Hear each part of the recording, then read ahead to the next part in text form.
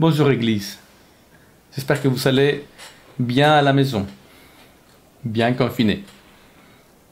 Je pensais dernièrement au confinement, mais à celui de Jésus.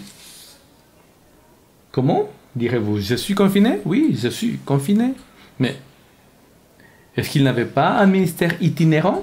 Est-ce qu'il n'allait pas de droite à gauche à sa guise? Il montait, il descendait, il prenait la barque, il allait de l'autre côté du lac, il allait en Samarie. Oui, mais confiné. Voilà comment l'apôtre Paul en parle.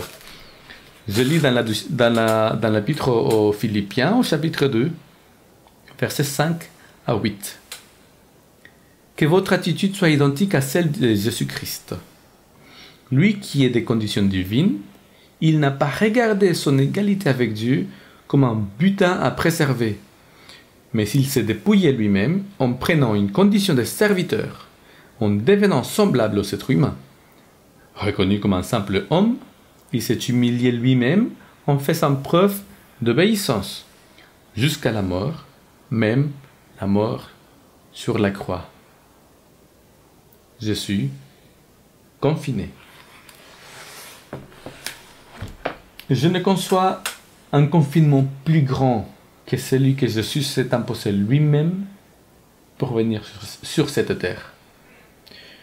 Je ne pense pas que nous pourrons jamais subir ou imposer à quelqu'un un confinement pareil.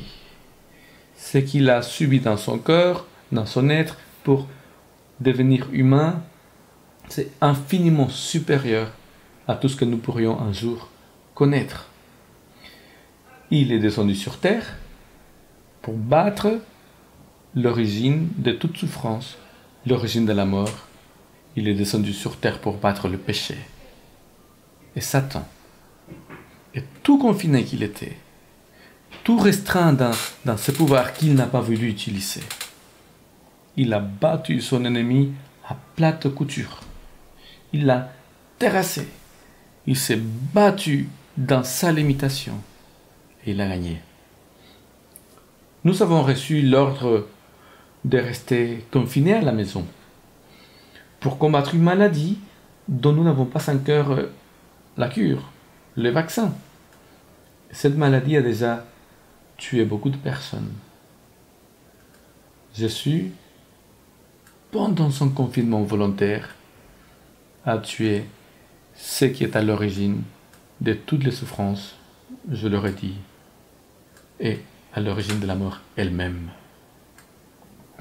Le point que je veux faire est le suivant.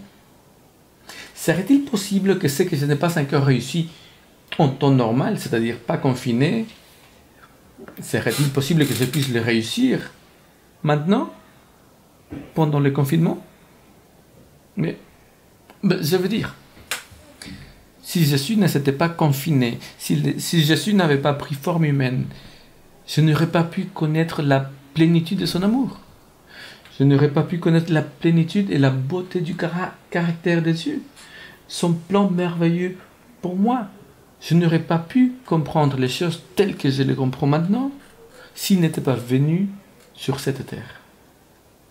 Mais du coup, serait-il possible que certaines choses que je n'ai pas réussies auparavant, puisse-je les réussir maintenant, confiné à la maison, peut-être pas parce que je vais me reposer sur mes forces ou mes capacités ou mes possibilités, mais parce que je vais me reposer sur le Christ dans ma limitation.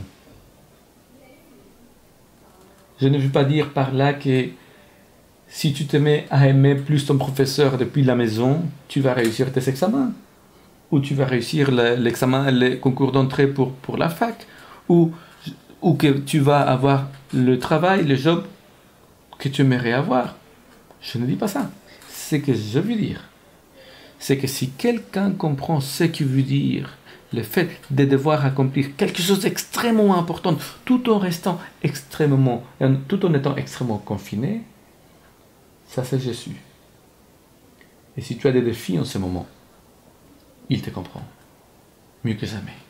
Si le confinement t'impose des conditions presque pas possibles pour accomplir ce que tu dois faire, Jésus, lui, Il te comprend. Il a vécu la même expérience, en beaucoup plus grand. C'est lui le modèle à suivre. Tu comprends qu'elle allait lui dire, Seigneur, oui, mais je ne peux pas réussir ce que j'ai à faire parce que je suis confiné, je suis limité. On ne peut pas aller avec ce discours avec Jésus, à Jésus. Ça ne marche pas avec lui. Par contre, nous pouvons aller vers lui parler de nos défis, lui parler de nos rêves, de nos buts, et lui dire, Seigneur, je suis particulièrement bloqué pour faire ce que je dois accomplir, mais je viens avec toi, avec une promesse en tête. Une des promesses, je pense, les plus belles qui est dans la Bible. Elle se trouve dans la 2e épître aux Corinthiens, au chapitre 12, verset 9. Va vers Jésus, présente-lui ta situation, ses limites, ses complications, et dis-lui, voilà comment je viens vers toi.